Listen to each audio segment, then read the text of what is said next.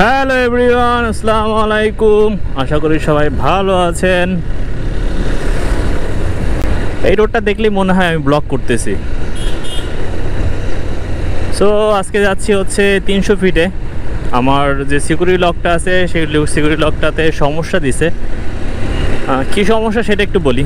সেটা হচ্ছে যখন আমি লক করতেছি সাথে সাথে লক হচ্ছে না, আর সাথে সাথে আনলকও হচ্ছে না। আবার আনলক যদি হয়েও থাকে সেক্ষেত্রে দেখা যায় যে আমি কিছুক্ষণ চালাইলাম, তারপর হঠাৎ করে লক হয়ে গেল, যেটা খুবই ডেঞ্জারাস জিনিস। কারণ আমি তো জানি আমার গাড়ি লক হবে না, আমি ওভারটেকিং করতে গেলাম, লক হয়ে গেল, পিছন থেকে মেরে দিল, আর আমি তো বকে চলে গেলাম। তো এই সমস্যাটা নিয়ে যাচ্ছি হচ্ছে এখন 60 ফিটে। সিকিউরিটি লকের অনেক ধরনের সমস্যা আছে, আবার অনেক ধরনের উপকারিতাও আছে। সেটা হচ্ছে আপনি কোথাও ট্যুরে গেলেন, সেই ট্যুরে যদি নেটওয়ার্ক না থাকে সেক্ষেত্রে আপনি বাইক লক করতে পারবেন না, ওন রিস্কে রাখতে হবে। আরেকটা যদি প্রবলেম বলি সেটা হচ্ছে যদি হঠাৎ করে ডিভাইস নষ্ট হয়ে যায় সেক্ষেত্রে আপনার ভোগান্তিতে পড়তে হবে, প্রচুর পরিমাণ ভোগান্তিতে পড়তে হবে। একটা মেকারের সাথে কথা বইলা আপনার ওইটা গাড়ি স্টার্ট করতে পারবেন, বাট মেকারের সাথে কথা বলে তারপর হচ্ছে আপনার আস্তে আস্তে ওইটা করতে হবে। ওকে, আরেকটা বিষয় যেটা সেটা হচ্ছে আপনার নেটওয়ার্ক না থাকলে তো লক করতে পারবেন না। সো আর এমনি উপকারিতা বলতে আপনি খুব সেফলিভাবে গাড়িটা যে কোনো জায়গায় রাখতে পারেন, আপনার টেনশন ফ্রিভাবে রাখতে পারেন। আপনার গাড়িটা যদি কেউ স্টার্ট দেয় সেক্ষেত্রে কল যাবে, আবার যদি কেউ নিয়েও যায় সেক্ষেত্রে দেখা যায় লোকেশন ট্রেস করে আপনি বের করতে পারবেন। এতে খুবই উপকার পাওয়া যায়।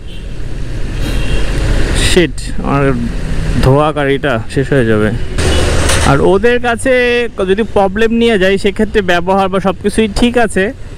এখন আমি ইউটিউবিং করি দেখে এই ব্যবহারটা পাই না, সবাই পায়, ব্যাপারটা বলতে পারবো না, বাট আমার সাথে ভালো বিহেভই বা রেসপন্সিভ করতেছে। তবে একটা জিনিস যেটা আমার কাছে মনে হয় সেটা হচ্ছে ডিভাইস যদি নষ্ট হয় সেক্ষেত্রে 1 বছরের মধ্যে তো রিপ্লেসমেন্ট দিয়ে দিবে, ঠিক আছে, বাট 1 বছর পরে আবার নতুন করে কিনতে হবে। এখন আমারটা 1 বছর শেষ হওয়ার পরেই সমস্যাটা শুরু হয়েছে। এখন সবার বেলায় যদি এই জিনিসটা হয়, 1 বছর পরে ডিভাইস আবার নতুন করে কিনতে হয়, তাহলে 1 বছরের জন্য 3000 টাকা কে ইনভেস্ট করবে? তার থেকে অন্য ডিভাইসগুলোও বেটার। থাম রে ভাই, অনেক ছিটাইছস। হ্যাঁ রে,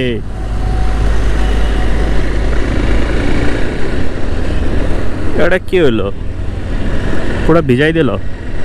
আমি কেন সিকিউরিটি লক লাগাইলাম? সিকিউরিটি লক এত সমস্যা হওয়ার পরও আমি সিকিউরিটি লক লাগাইছি কারণ হচ্ছে ডিভাইসটা যতক্ষণ পর্যন্ত আপনাকে সার্ভিস দিবে ততক্ষণ পর্যন্ত আপনার বাইকটা সেফ। এটা হচ্ছে সবচেয়ে ইম্পর্ট্যান্ট কথা। যেহেতু যে কোনো জায়গায় রাখতে হয়, যে কোনোভাবেই রাখতে হয়, তো সেই ক্ষেত্রে দেখা যায় যে একটু টেনশন ফ্রি থাকা যায়। তালা মেরে আসলে বাইক আপনার সেফ রাখা যাবে না, চুরির হাত থেকে তালা মেরে আপনি বাঁচাতে পারবেন না। কিছুটা সেফ থাকে বাট প্রপার না। বহু গাড়ি এরকম গেছে, 2টা তালা মেরে রাখছে বাট চুরি হয়ে গেছে।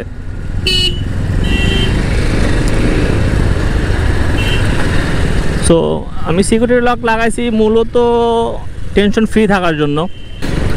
সো আরেকটা জিনিস সেটা হচ্ছে ব্যাটারি ইস্যু।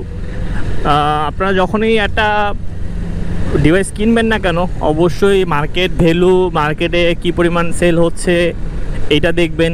দেন আপনার মার্কেটের যারা ইউজ করে তাদের সাথে কথা বলে দেখবেন যে ভাই আপনি এর ফিডব্যাক কীভাবে পাচ্ছেন বা কী পাচ্ছেন। ওকে, এতে কি হবে, এতে আপনি যখন আপনার যে মডেলের গাড়ি সেই মডেলের ব্যক্তির সাথে কথা বললে আরেকটু ক্লিয়ার হয়ে যাবেন। তাহলে আপনার কাছ থেকে বিষয়টা ইজি হয়ে যাবে যে না, আমার ডিভাইসে আমার বাইকে কোনো প্রবলেম করবে না, ব্যাটারিতে ড্যামেজ হয়ে যাবে না। এইটা একটা ইম্পর্ট্যান্ট। সো এটা বাইক কেনার ক্ষেত্রেও আপনি কথা বলতে পারেন, আর যে কোনো কিছু ক্ষেত্রে অবশ্যই আগে মার্কেট ভ্যালু বা মার্কেটের অবস্থা যাচাই করে তারপর হচ্ছে আপনার কিছুটা কেনা উচিত। আর এটাও আমি বলবো যে আপনি যাচাই করে তারপর কিনেন। দেখি কি বলে স্যারেরা, তারপর আপনাদেরকে জানাচ্ছি।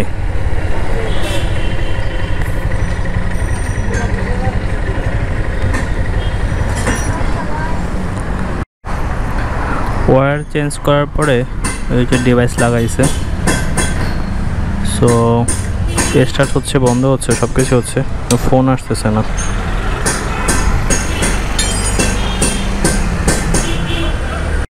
তোর তো কাজ নেই, কাজ আছে, চল চল চল চল। তাহলে এক কাজ কর, চল চিড়িয়াখানায় সাইডে দেই। চিড়িয়াখানায় ঢুকলেই বান্দরের খাঁচা প্রথমে, বুঝছস? এই শোন শোন, চিড়িয়াখানায় ঢুকলেই প্রথমে বান্দরের খাঁচা, ওইটাই পছন্দ হইলে তাহলে ওইটাই ছেড়ে দিলাম।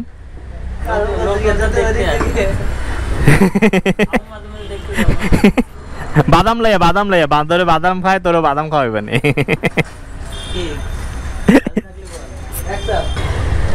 ওকে, ও মোটোভ্লগের এখান থেকে বের হয়ে যাচ্ছি। বিষয়টা হচ্ছে এখন স্টার্ট হচ্ছে, বন্ধ হচ্ছে, বাট কল আসতেছে না। ভাই রবিতে রিচার্জ করা যাবে? রিচার্জ নাই। সিমেটে রিচার্জ করে দেখতে হবে যে ফোন আসে কি না। ওকে, অবশেষে জাম ঠেলা চলে আসতে পারলাম। 1:37 বাজে। একটার সময় ছিলাম ফার্ম গেট। ভাবা যায় আধা ঘন্টা এই পর্যন্ত একটু আসছি। ঠিক, আজকে সিকিউরিটি লকের ইস্যুটা ঠিক হয়েছে 90%, 10% বাকি আছে, মানে এখনও ফোন আসে না। সো এটার কী অবস্থা পরবর্তী ব্লগে আপডেট দিতে পারবো। বাট আদার যে ইস্যুটা, লক আনলক, লোকেশন ট্র্যাক সব কিছুই হচ্ছে। সো ইটস গুড, ভালো। তো এই ছিল আজকের ভিডিও। সিকিউরিটি লক ইস্যুটা নিয়ে কথাবার্তা বললাম। সো এখন সিকিউরিটি লক লাগাবেন কি না সেটা হচ্ছে আপনার উপর ডিপেন্ড করে। তবে হ্যাঁ, সবসময় যে ঝামেলা করে এমন না, কপাল গুনে ঝামেলা পড়তে হতে পারে। সো এই ছিল আজকে ভিডিও যদি ভালো লাগে লাইক কমেন্ট অ্যান্ড শেয়ার করবেন। সিকিউরিটি ইস্যু নিয়ে যদি কোনো প্রশ্ন থাকে বা কিছু জানার থাকে সেক্ষেত্রে অবশ্যই কমেন্টস করতে পারেন, আমি আশা করি সব উত্তর দিব। সো আজকের মতো ভালো থাকেন। ভিডিওটা যদি ভালো লাগে লাইক কমেন্ট অ্যান্ড শেয়ার করবেন। আমার চ্যানেলটি ঘুরে দেখবেন, যদি ভিডিওগুলো ভালো লাগে অবশ্যই সাবস্ক্রাইব করবেন। সো আজকের মধ্যে এখানে বিদায় নিচ্ছি। এই যে দেখেন, বিদায় নিতে নিতে সংঘর্ষ। ওকে, খোদা হাফেজ।